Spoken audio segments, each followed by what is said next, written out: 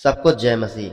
यह वीडियो को बहुत ध्यान से सुने, क्योंकि यह आपके जीवन का ऐसे 7 अध्याय हैं जो आपको पता होना चाहिए। इसलिए यदि आप एक मसीही हैं तो जरूर इस वीडियो को अंत तक बना रहें और इस वीडियो में ध्यान से बताएं, ध्यान से सुने, ताकि हम आपको बताने वाले ऐसे 7 अध्याय जो आपको बाइबल को अध्ययन करना चाहिए और बाइबल को पीछे पीछे चलना चाहिए।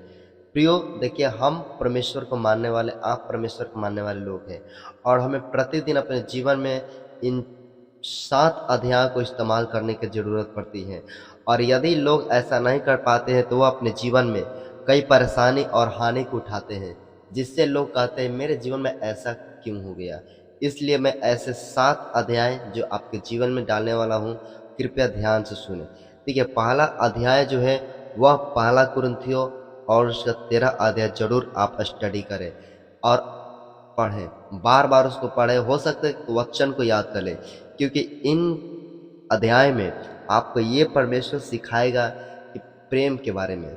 और मसीही जीवन में जो आपका जीवन में पहला अध्याय होना चाहिए वह प्रेम है। यदि आपके अंदर प्रेम है तो आप प्रेम से संसार जीत सकते हैं, प्रेम से अपना परिवार बना सकते हैं, प्रेम से अपने बच्चों का भविष्य बना सकते हैं, प्रेम से अपना नाम कमा सकते हैं और प्रेम के द्वारा ही पूरे संसार में आप आगे बढ़ सकते हैं। प्रियो, इसलिए हमारा परमेश्वर प्रेम है। आपको भी प्रेम के बारे में सही नॉलेज होना चाहिए। इसलिए पहला कुरिन्थियों 13 अध्याय जरूर।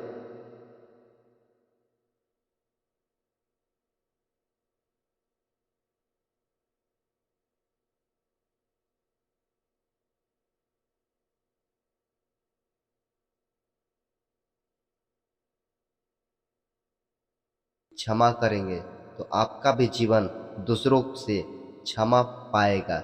यदि आप कांटा बोएंगे तो आपको भी लोग कांटा बोएगा। यदि आप किसी को दिल से क्षमा नहीं करेंगे तो परमेश्वर भी आपको दिल से क्षमा नहीं करेगा। क्योंकि प्रभु यीशु मसीह पिता से कहते हैं, हे पिता, इन्हें क्षमा कर, क्योंकि यह नहीं जानते कि यह क्या कर रहे हैं। वैसा ही सामने वाला जो आपके साथ बुरा व्यवहार कर रहा है, उसको पता नहीं कि वो क्या कर रहा है, क्योंकि जब तक उसकी आंखें बंद है वो शैतान का एजेंट है। इसलिए प्रियो, हमें क्षमा का जरूर शिक्षा होना जरूरी है। आप मत्ती और उसका 6 और 14 वचन को याद कर लें, क्योंकि यह क्षमा का वचन है। और प्रभु यीशु मसीह कहते हैं, यदि तुम मनुष्यों को क्षमा करते हो तो पिता तुम्हारी क्षमा करता है।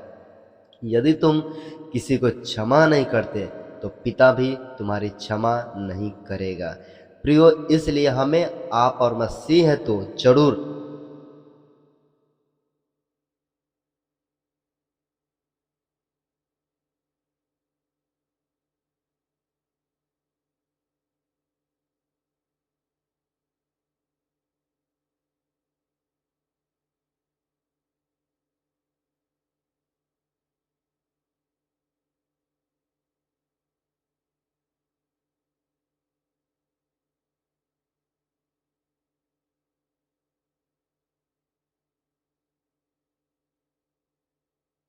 पास आने वाला व्यक्ति को विश्वास करना चाहिए कि परमेश्वर है और वह अपने खोजने वाले व्यक्ति को प्रतिफल देगा। इसलिए 99 साल का उम्र में भी इब्राहिम और सारा विश्वास सीखा, क्योंकि उनके पास पुत्र नहीं था लेकिन विश्वास था। विश्वास के द्वारा लाखों करोड़ों पुत्र को वो लोग पाए। प्रियो, इसलिए आपको हर आशीष पाना है तो 3 क्षेत्र जो तीसरा सफल आपका जीवन बनाता है वह आपका विश्वास। प्रियो, आप अपने जीवन में, मसीही जीवन में, चौथा चौथा क्षेत्र में यदि आप सक्सेस होना चाहते हैं, सफल होना चाहते हैं, तो आप अपने जीवन में लालच को छोड़ना होगा। व्यवस्था का बात बताता है, परमेश्वर का वचन बताता है कि तुम ना तो किसी का भेड़ बकरी का लालच करना, ना किसी का पैसा का लालच करना, ना किसी के कपड़ा का लालच करना, ना किसी का धन का लालच करना, ना किसी के घर का लालच, यानी किसी भी चीज का हमें लालच नहीं करना है। और यह वचन आपको पाया जा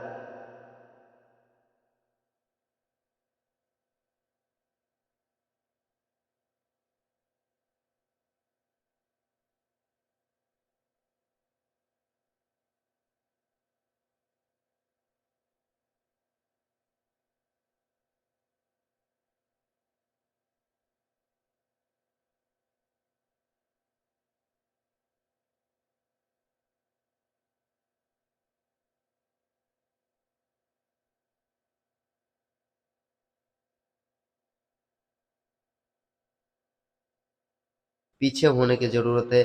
जब हम लालच छोड़ेंगे, परमेश्वर का अनुग्रह बहुतायत से मिलेगा।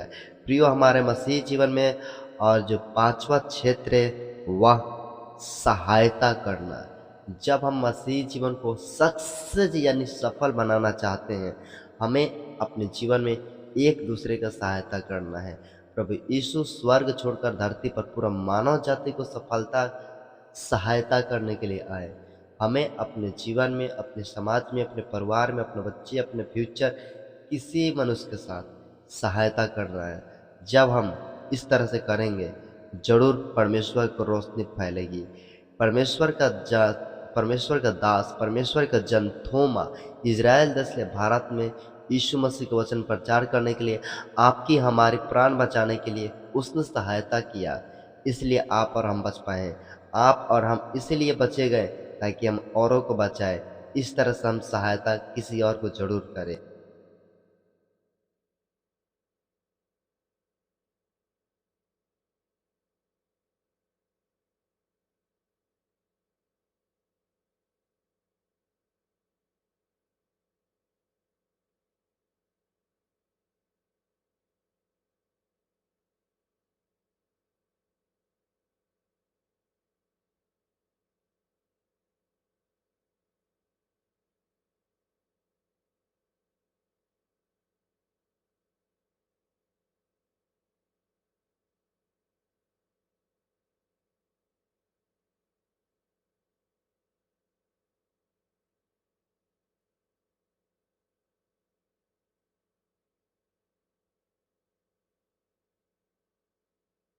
में कंट्रोल और नियंत्रण को बनाए रखना है।